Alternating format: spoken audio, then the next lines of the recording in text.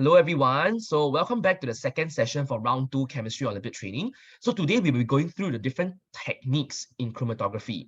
Now, as we go through chromatography today, we will focus on these 6 keywords. Okay, the first of these keywords is polar. So what does polar mean? If you recall, when we first did this idea of a polar covalent bond, that was under the concept of electronegativity. Right? So we know from our training previously that certain covalent bonds involve unequal sharing of electrons. All right? Because there is a difference in electronegativity of the two elements that form the covalent bond. All right, and this difference in electronegativity is not small, it's large. So it's a large difference in electronegativities of the two elements in the covalent bond.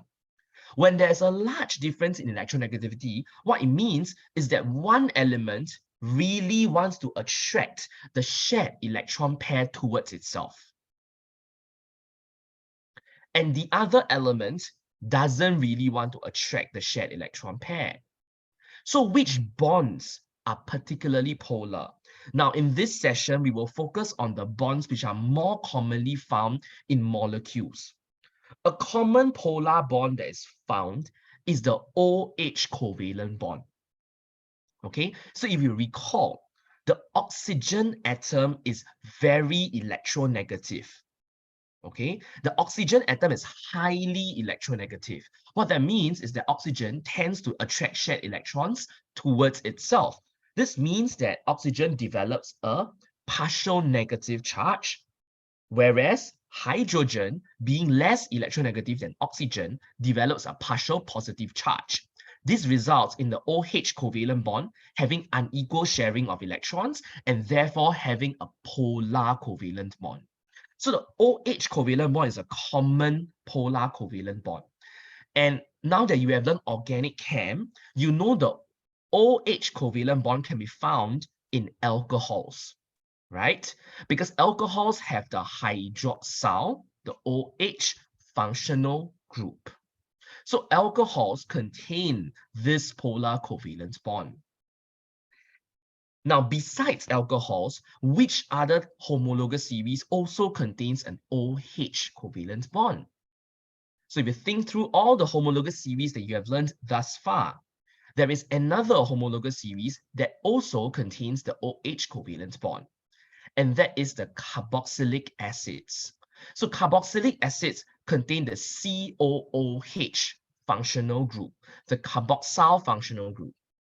So in the carboxyl functional group, there is also the polar OH covalent bond. Okay? Now, besides the OH covalent bond, another common covalent bond that is also found in certain organic molecules is the NH covalent bond. Similar to oxygen, nitrogen is also highly electronegative.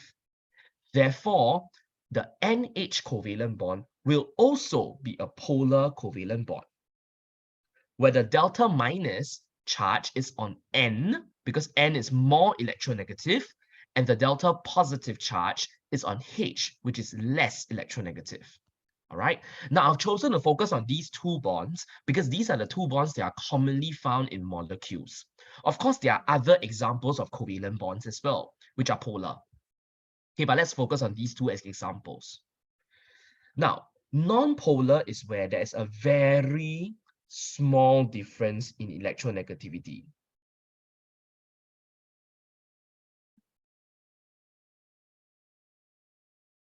And if you recall, we said that bonds are considered non-polar if the difference in electronegativity of the two elements is less than 0.5.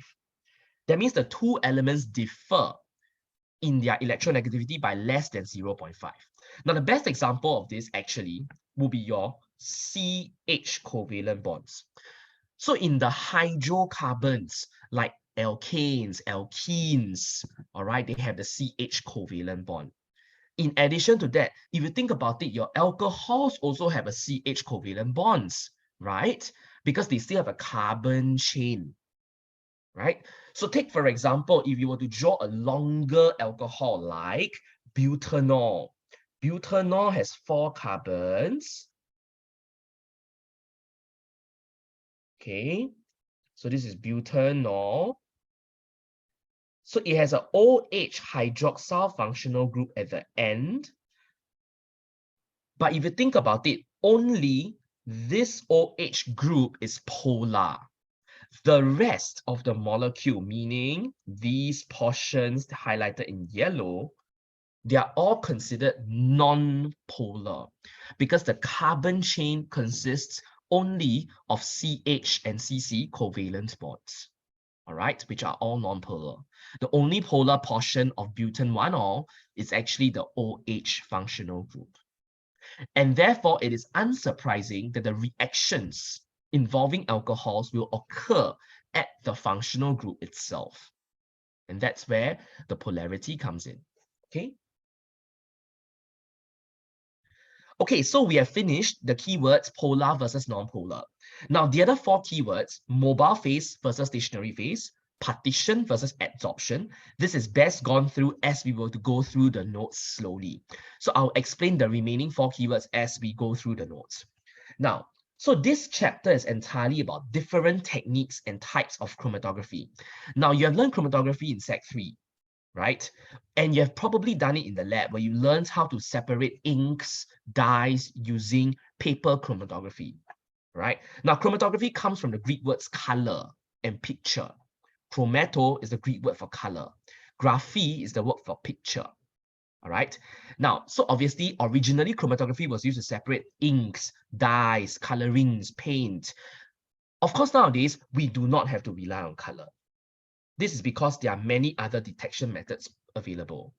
Now, these detection methods we are referring to locating agents. Okay, so you have learned locating agents in Sec 3 as well. Locating agents are substances which are added or sprayed onto a chromatogram to visualize colorless spots. So even if the chemicals you are separating are colorless, nowadays that is still fine because you can always spray a locating agent that can allow you to visualize the colorless spots. Now, the most common locating agent is called ninhydrin. Now, ninhydrin is used to locate amino acids. Okay, so commonly, amino acids, if you do chromatography on them, they don't have color. They are colorless. So the spots due to the amino acids will not be visible.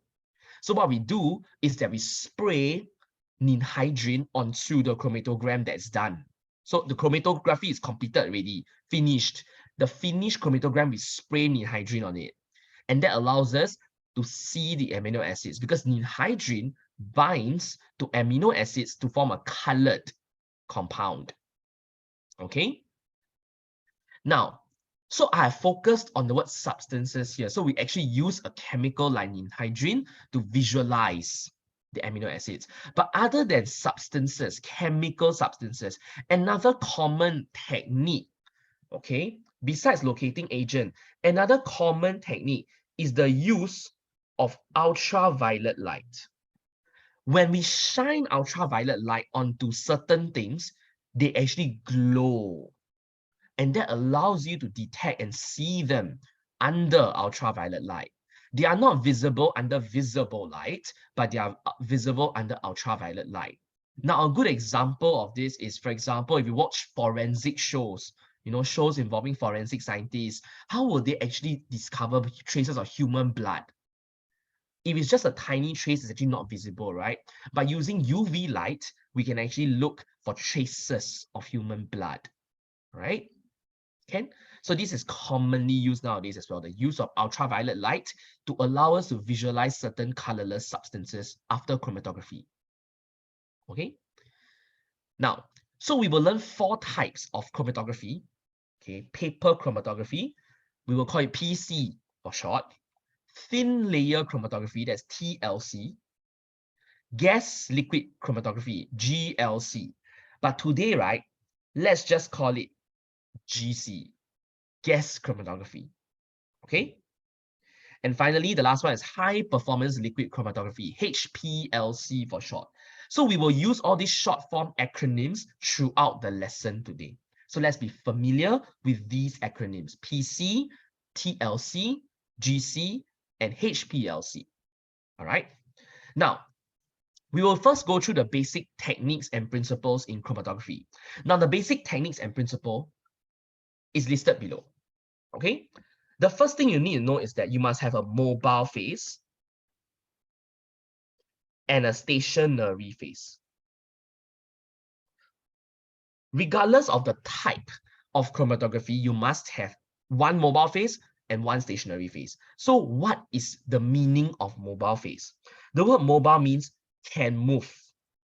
So this is the portion that can move.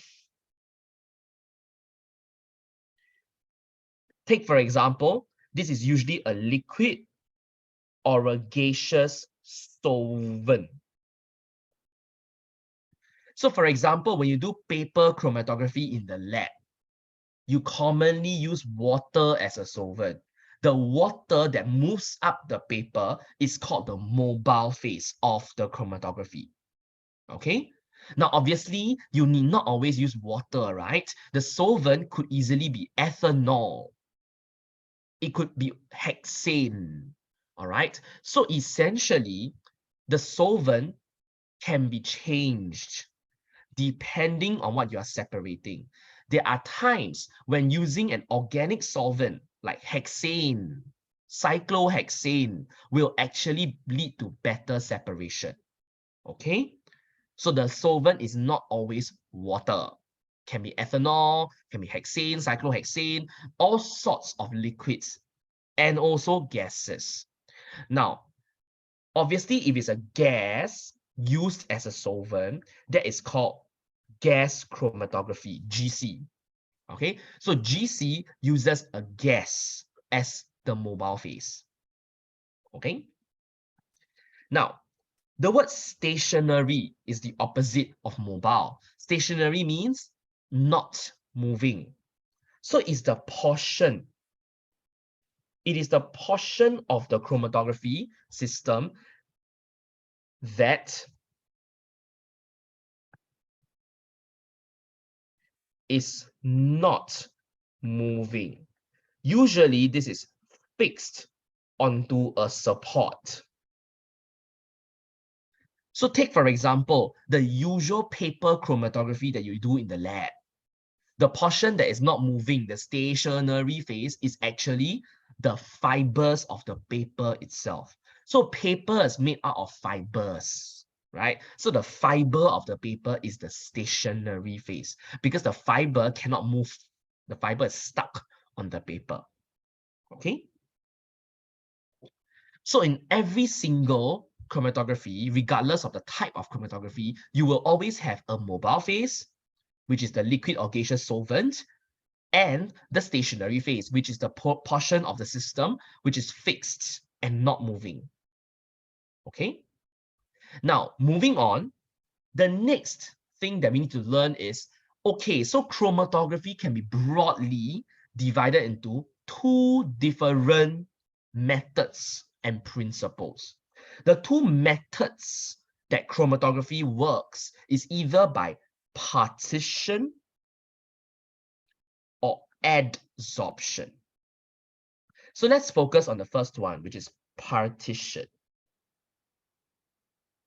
So the word partition means to separate into parts.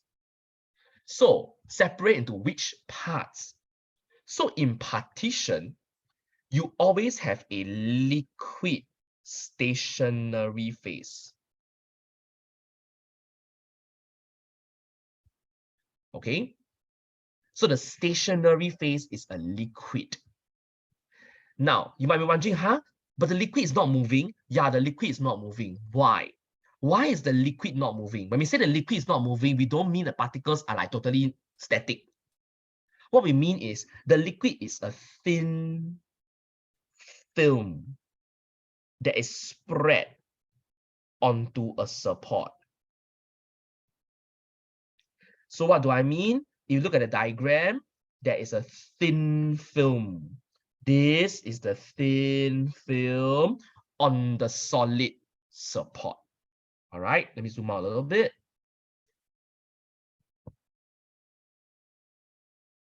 Okay. So in partition, the stationary phase is a liquid. And obviously, the mobile phase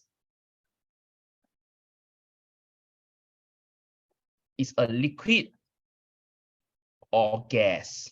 Remember, mobile phase can either use a liquid or gaseous solvent. So in the GC, we will use gaseous solvents as the mobile phase. Now, why do we call this partition? So what is it partitioning in? What happens is, in partition, the molecules you are separating, the separation is based on whether the particles spend more time in the stationary phase or mobile phase. Okay, so it's the molecules that you are separating are partitioning themselves in between either the stationary phase or the mobile phase. All right. The keyword here is in terms of time, because later on when we go on to GC, we will talk about this concept of time. Okay. Does it spend more time being inside the stationary phase, the thin film, or does it spend more time, okay, in the mobile phase, the solvent that is moving? Okay. Now, so at this juncture, is the mobile phase the same liquid as the stationary phase? The answer is usually no. Usually no. Okay. The mobile phase is usually not the same liquid as the stationary phase. So the thin film is not the same liquid as the solvent. Okay. Now, partition is the principle behind GC, gas chromatography, as well as HPLC, high performance liquid chromatography. Okay. Now, the next one is separation by adsorption. Adsorption. Now, you have come across this word before with me, I believe, under when I taught your speed of reaction and the enrichment for the speed of reaction. I went through this word adsorption. AD, adsorption. Adsorption is the scientific term for the word to bind to. Adsorb means to bind, to stick onto. All right. So adsorption, if you recall from speed of reaction, was how heterogeneous catalysts work. All right. So you might want to go back to speed of reaction, chapter 18, enrichment, to revise what adsorption meant. Okay, under heterogeneous catalysts. So the word adsorption means to bind to. So in this case, your stationary phase is a solid. Okay, so this is the major difference. The stationary phase is a solid. For example, paper, the fibers of a paper. That's a stationary phase. All right. The mobile phase is liquid solvent. Okay. So adsorption, we don't use a gaseous solvent typically. Finally, so how does this work? The separation is based on how strongly the molecules bind to the stationary phase. Okay? Can? Now, adsorption is the principle about binding. So here you're looking at the strength of the interaction, the strength of the binding between the molecules that you're separating and the stationary phase itself. Okay, now adsorption is the principle behind paper chromatography. Okay, that is the common chromatography that you have done in the lab, paper chromatography. This is also the principle behind what we call thin layer chromatography. Now, thin layer chromatography is quite similar to paper chromatography, except instead of using paper, you actually use a chromatography plate that you can specially buy. Okay, and this chromatography plate is more even, the surface, and you know exactly what's on the surface. Okay, so later we will go through TLC. Okay, so we have finished the principles of partition and adsorption. So let's go on now to the different types of chromatography quickly. All right. Now, this shows you a timeline of events that's happening during HPLC, so high performance liquid chromatography. Now, I will leave it up to you to read this timeline. Essentially, if you recall just now, HPLC works on the principle of partition. All right. So the molecules, in this case, A, B, C, the molecules A, B, and C, they are partitioning themselves between the mobile phase and the stationary phase. All right. Now, whether they spend more time in the stationary or the mobile phase depends on whether the molecules are polar. It depends on whether the stationary and mobile phase are polar. All right, so it depends on the polarities. As mentioned previously, things that are polar substances will interact well with other polar substances.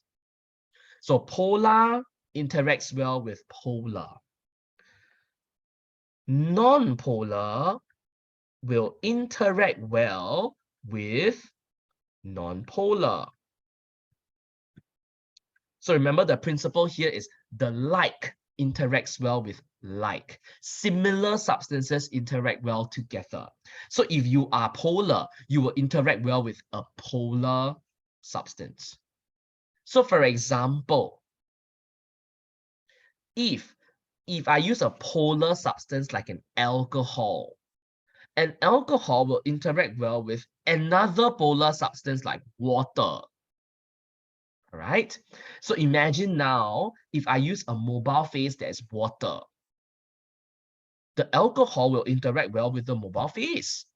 The alcohol interacts well with polar water. Okay. So that's the idea. Now moving forward. Okay. So as you can see, HPLC really partitions, it works based on the principle of partition. And hence you measure the amount of time that you actually spend inside the mobile phase versus inside the stationary phase. Okay, that's called the retention time. How much time it takes for the molecules to actually move from one end to the another end of the column. All right. Obviously, if it moves very quickly through the column, it means it spent more time in the mobile phase because it moved. If it takes a very long time to move out of the column, that means it spent more time in the stationary phase. All right, Ken? So this one we will go through as we go through HPLC and GC later again. Now let's move on to paper chromatography. I think paper chromatography is quite easy. You have done it before. Okay, remember in paper chromatography, we basically use paper, right? Now chromatography paper, okay. Now chromatography paper is actually quite similar to filter paper. It's just that it's made to a more exact specification, okay? But ultimately it's still paper. It's quite rough, okay, the surface is not so smooth. Now, importantly, the baseline, the starting line is drawn using pencil. I hope you remember why. We use a pencil to draw the starting line in chromatography because ink contains dyes which are soluble and may separate to give you additional spots that interfere with the chromatogram. So pencil is insoluble and will not create any additional spots on the chromatogram. Okay. Now, typically, after drawing the baseline, the starting line, we will actually put it into a solvent. Importantly, do not use so much solvent. The solvent should be below the starting line, right? This is to avoid your substances that you are separating from dissolving directly in the solvent. Now, the solvent used can be water or ethanol. You could even use an organic solvent to be fair, right? Now, the solvent is typically allowed to move up the paper and evaporate slowly as well, okay? But let's not make it evaporate so quickly, okay? Now, importantly, you need to know, in paper chromatography, what is the stationary phase? Now, the stationary phase in PC is the cellulose fibers on the paper. Now, paper is from wood. Wood contains cellulose. Now, cellulose is a type of carbohydrate. It's a type of sugar. Now, cellulose contains many, actually, OH bonds, meaning cellulose is polar. All right? So cellulose is quite polar. Can? Now, so the mobile phase obviously is whichever solvent you had chosen, be it water, ethanol, hexane, and so on, right? So the mobile phase could be polar like water, but the mobile phase could also be non-polar like hexane, right? It's up to you, whichever you chose. Now, very often in paper chromatography, you will need to do some trial and error to get the correct solvent mixture to use. Meaning, you try out with water first. Maybe water doesn't separate so well, right? Then you try out a mixture of water and ethanol. 90% water, 10% ethanol. 50% water, 50% ethanol. So you're going to try out different mixtures before you arrive at the optimum, the best mixture that allows you to separate your spots the best. Okay? Now, moving on. Okay, this is how it looks like. I'm sure you are familiar with how chromatography works already. All right, so I shall not harp on this. Now, importantly, okay, the spots can be detected by their color.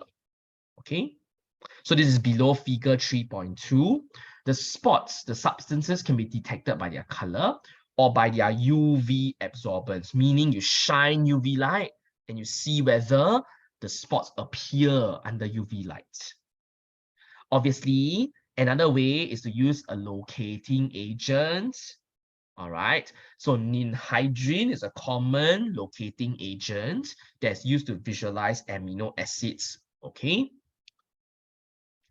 Now there are other types of locating agents. So like you mentioned Tollens reagent. Tollens reagent is what you use for reducing sugars like glucose, maltose, so on and so forth. Okay. So you don't have to memorize these locating agents, but having said that, it's good to know ninhydrin at least. Ninhydrin is quite commonly used. All right. And finally, we come to the concept of RF value at the bottom of page 43 of the notes. Now, RF value is not a concept new to you. You have learned it under chromatography in Sec 3. All right. Importantly, you need to know where the solvent front is. Solvent front is the maximum height to which the solvent ran to.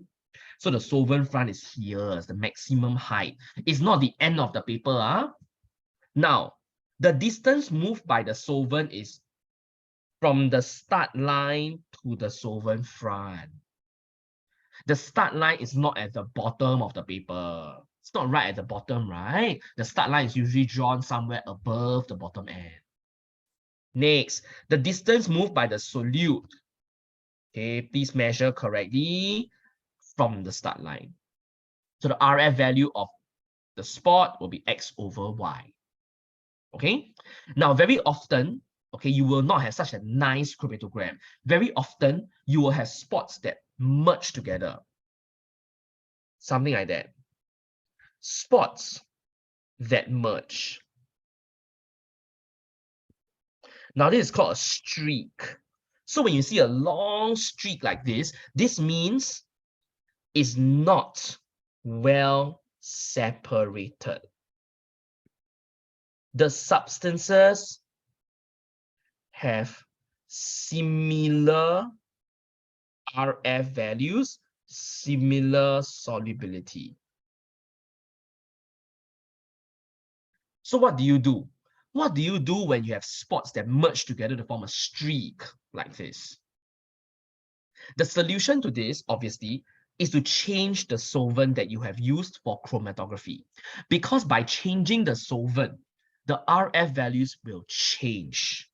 So the RF values depends on number one, the solvent. Which solvent do you use as the mobile phase? Number two, obviously it depends on the substance itself. What is the substance that's been separated? So by changing the solvent, the mobile phase that you used, you can change the RF values, and hopefully the RF values are now sufficiently different to allow the spots to be distinct from each other.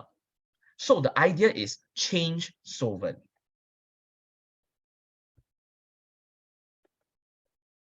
Okay, whenever you have spots that are not well separated, spots that merge together, change the solvent. All right, and we shall see that very shortly on the next page. Okay. Okay, so moving on, how do we actually change the solvent after it has been done, right? The way to do this is what we call two-dimensional, two-way paper chromatography, meaning when we have overlapping spots, we basically rotate the paper 90 degrees perpendicular and we run it through a second solvent.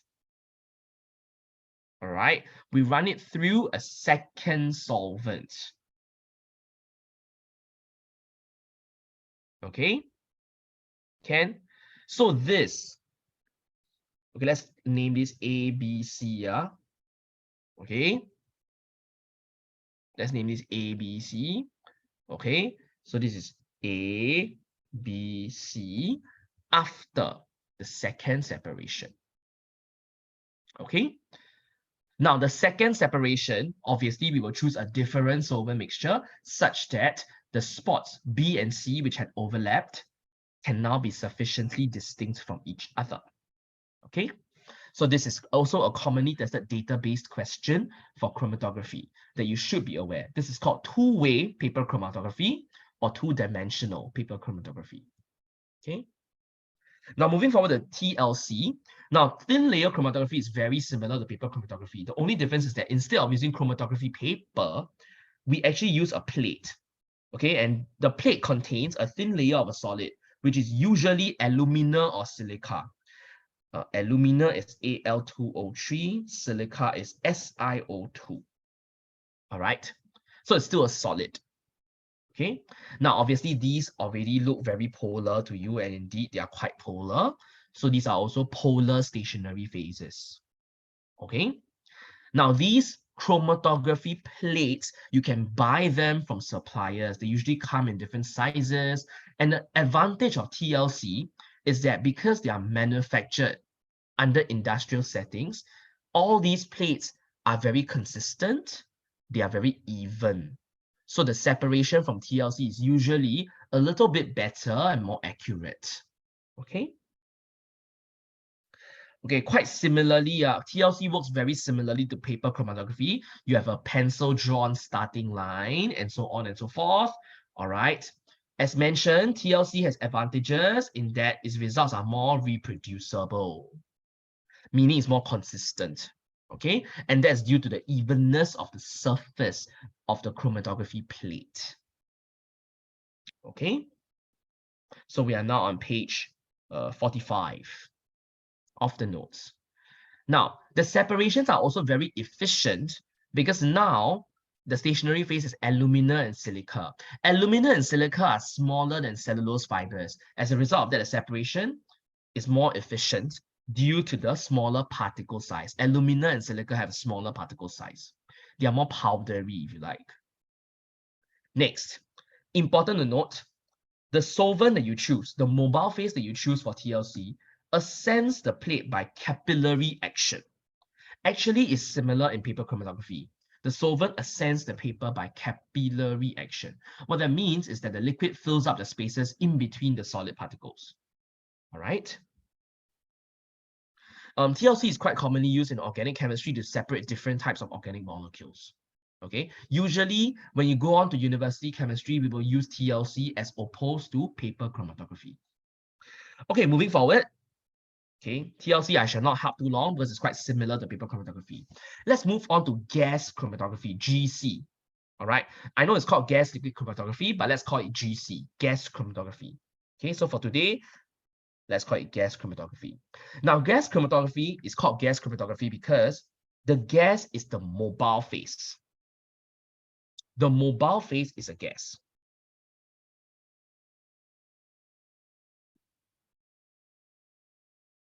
Okay. Now, so what is the stationary phase? Remember, GC works based on partition. If it works based on partition, the stationary phase is a liquid. It's a thin film of liquid coated on certain solid supports. Okay. Now, importantly, the liquid must be non-volatile. This is crucial.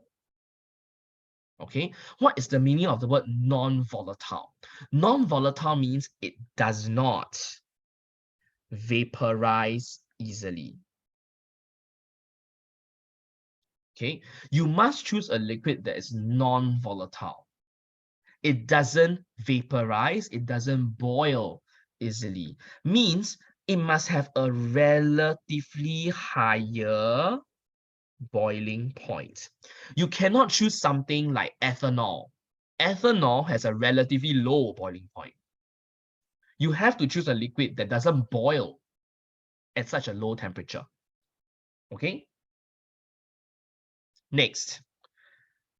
So where do your substances go in? Your substances go in, the things that you want to separate goes in through the injector point, which is here. All right. Now it goes through an oven. An oven clearly heats up the substances, meaning the substances that you add in need not be a gas. The substances you added in can be liquids. That means you can use GC to separate a mixture of liquids. That's fine. Okay. However, once they enter the oven, you can control the temperature of the oven using a knob. Now this is digital, you can program it. 190 degrees Celsius, you can program it, right? But essentially the oven allows you to calibrate the temperature and allows it to vaporize the substances that you are separating. Okay, so the substance will enter and go through this very circular, many loops, okay, of the column. All right.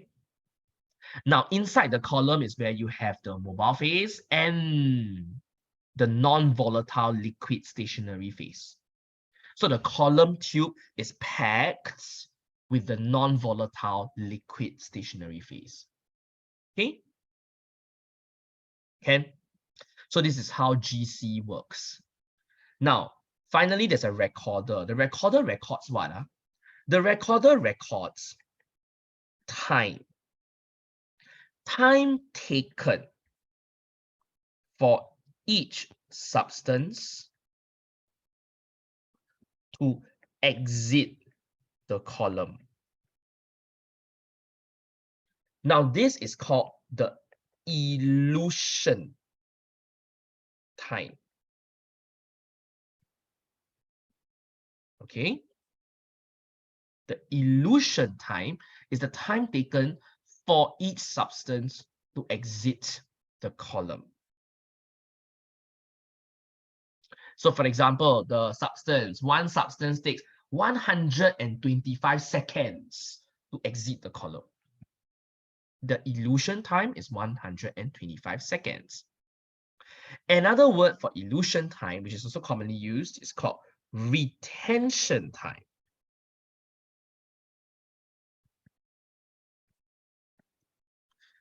That means the substance was retained in the column for 125 seconds.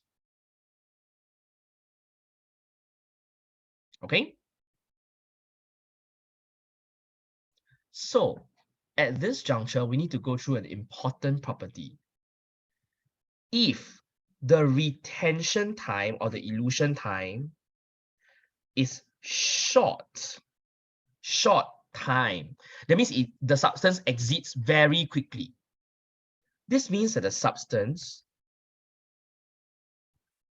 interacts better with the mobile phase. Because it moved out, what? That means it stayed longer. It interacts better with the mobile phase. So that's why it moves out. Whereas the opposite, if the retention time is long, then the substance has interacted better with the stationary phase. Okay? Okay, so once we have understood this principle of retention time and its relationship with the mobile phase or the stationary phase, we can move on to understand how to interpret this. So, okay, I shall skip all this. This is about the detectors used in GC. All right, so I don't think this is very important for us at this point. All right, but now what's important is this is the kind of printout you expect from a gas chromatogram. All right, so this is on page 47.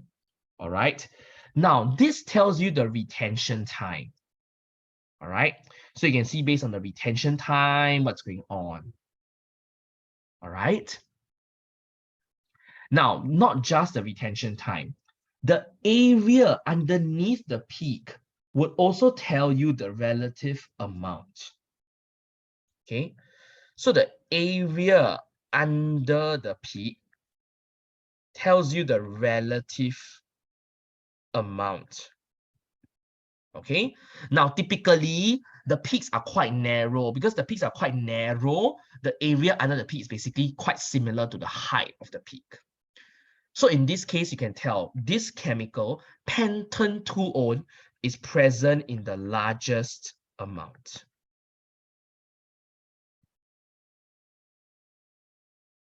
Okay?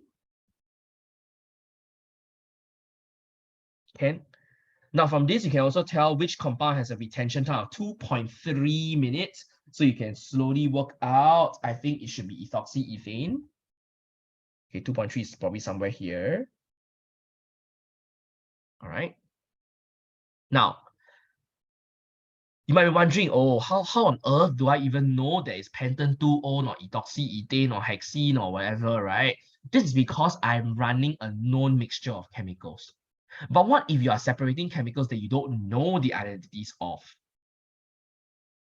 Gas chromatography will not be able to tell you the identities of the chemicals if you don't already know them. If you don't even know what's in the mixture to start with, you can't use GC directly. So very often, we pair GC up with another method of identifying substances. So we use GC to separate the substances. Then we identify them one by one. A common method to identify them is called mass spectrometry, which we have done in our previous session of Chem-O Round 2 training. Remember, under mass spectrometry, we said that we have to fragment the chemicals and ionize them, right? So that's what is usually done after GC. Nowadays, machines have been programmed to have GC and MS in the same machine. That's why now it's called GC-MS spectrometer. That means it will do gas chromatography first, after which that separated substances go through the mass spectrometer to be fragmented and ionized and analyzed. All right, so now it's very good. Not only can we get this chromatogram, we can also get the mass spectrum at the end of this machine. Okay, just to open your eyes up to what research work is like. So now we combine GC together with MS in the same machine. So it does GC first, then MS. Okay, and this allows us to separate the substances and also identify them. Okay, now moving on to HPLC. Now HPLC is very similar to GC. Even the setup is very similar. Okay, the only difference, of course, is that now instead of using a gas, the mobile phase is a liquid.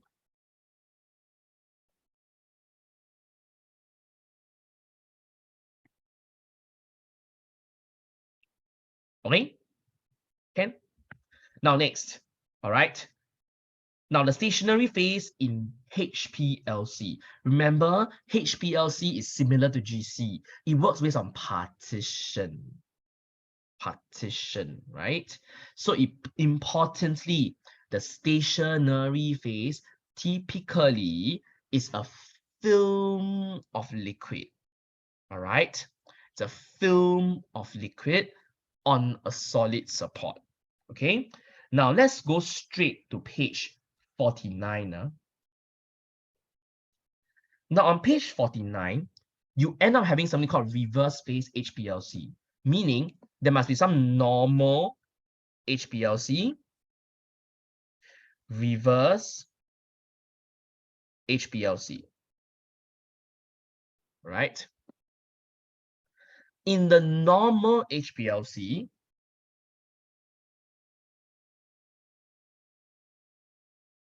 all right, the stationary phase is polar, but the mobile phase is non-polar. Okay, so normal, the stationary phase is polar, the mobile phase is non-polar. In reverse HPLC, we reverse the order. The stationary phase is non-polar, but the mobile phase becomes polar.